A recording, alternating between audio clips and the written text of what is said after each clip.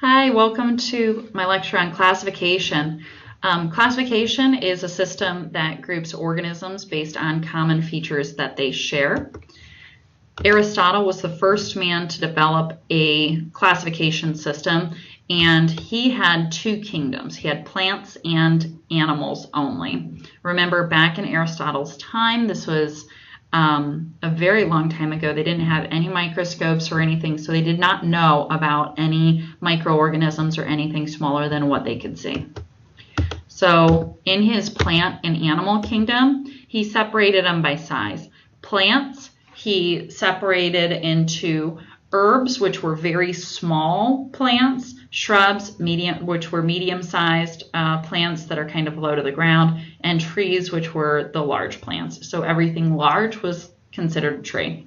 For animals, he based it off of habitat, which was where they lived. So whether they were, if they flew, they were considered in the air. If they lived on land, then they were land. If they were, aquatic and lived in the water, they were considered sea habitat. Now, his classification system was not without its problems. Some animals, like this duck here, where would you classify it? It can walk on the land, it can fly in the air, and it can go on water as well. So it didn't have a real good place to be put.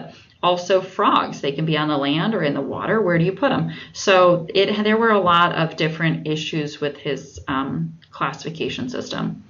Many years later, along came a guy named Carolus Linnaeus, and he improved the classification system, and he did his, based on physical features and characteristics. So he did it based on what they looked like, what they had in common. So he was just grouping things. Kind of when if you organize your clothes, when you fold them in categories. I put all the t-shirts together. I put all of the pants together. So some of you may be organized like that and group it on characteristics. Maybe some of you aren't. Linnaeus developed a universal name system that we call binomial nomenclature. Binomial nomenclature literally means two-name naming. So bi is the prefix meaning two, nomial means name, and nomenclature is the process of naming something. So all organisms are given a universal name that's used by all scientists, and it's helpful when an animal or a plant has many common names. It's made up of a genus and a species. The genus is first and the species is second. The genus is always a noun that names the organism, and when you write it down, it is capitalized. So here at the bottom of the example, you have Canis lupus, which is a wolf. Canis is capitalized. It is the noun for the dog family, and lupus is the species, which is lowercase after that, and it's an adjective that describes the organism, and so that is a wolf.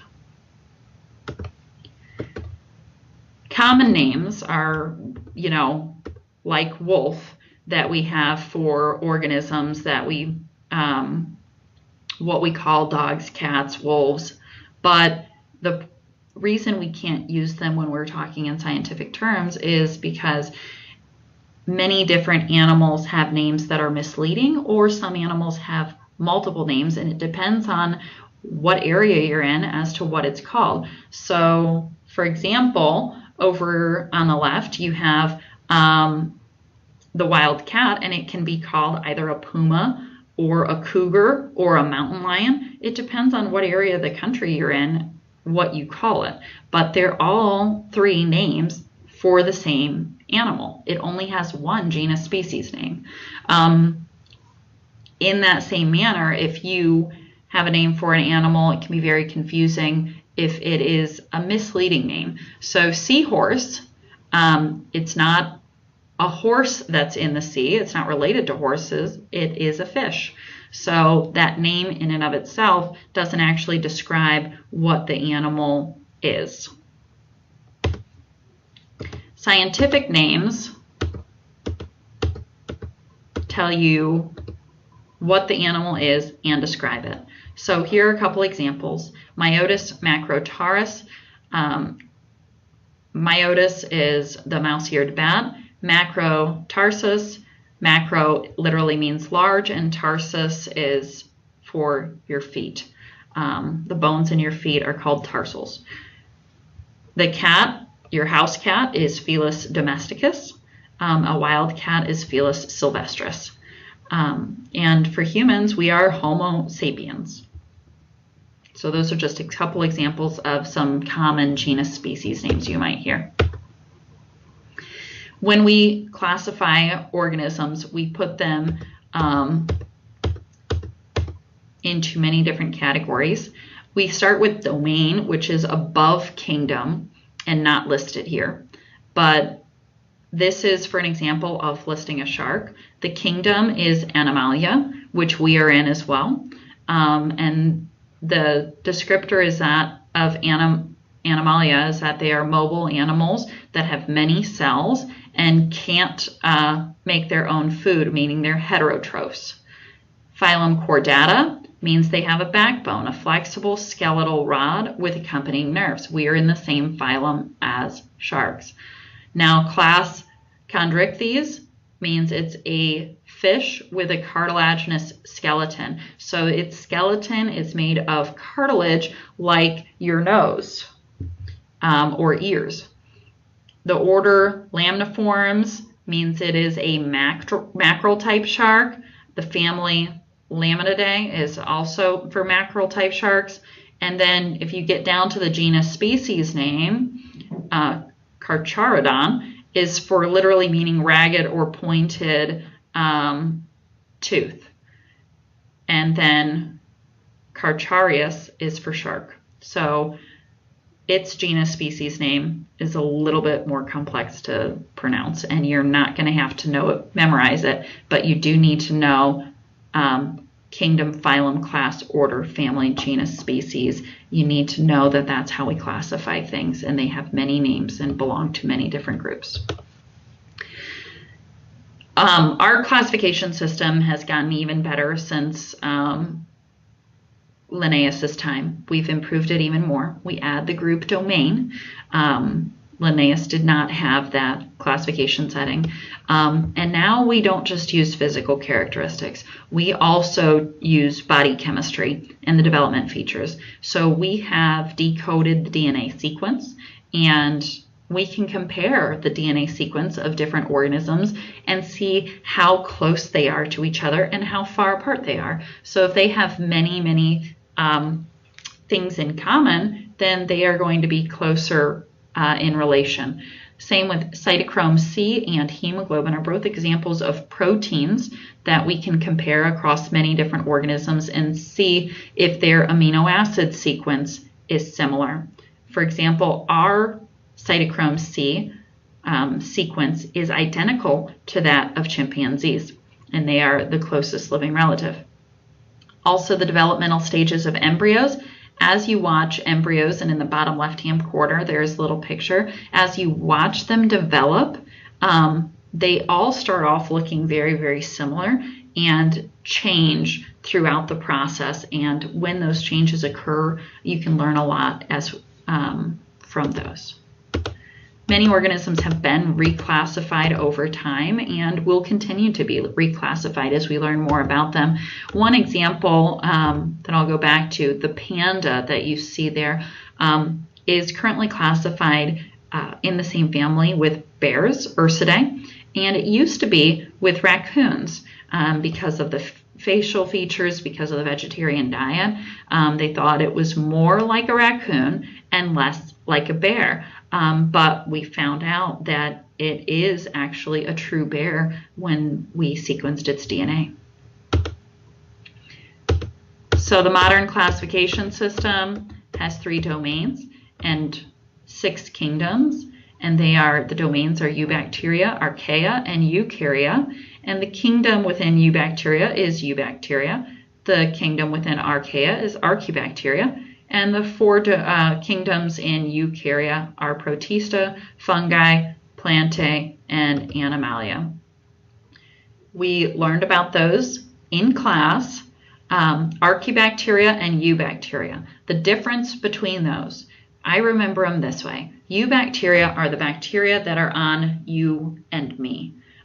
They are the common bacteria that are on everything. We are covered in them, inside out. And Archaebacteria are also called extremophiles. They are kind of, it reminds me of the word archaic, like very ancient or old. And they live in all those extreme environments. So extremely hot, extremely salty, extremely high pressure deep in the ocean, extremely cold. In those environments where not much else can live, you'll find Archaebacteria. One helpful mnemonic device to remember the classification systems is Dear King Philip came over for ginger snaps. On the previous slideshow, I had it as Dear King Philip came over for great spaghetti. Like I said before, I don't care what mnemonic device you use. However you memorize it is fine with me.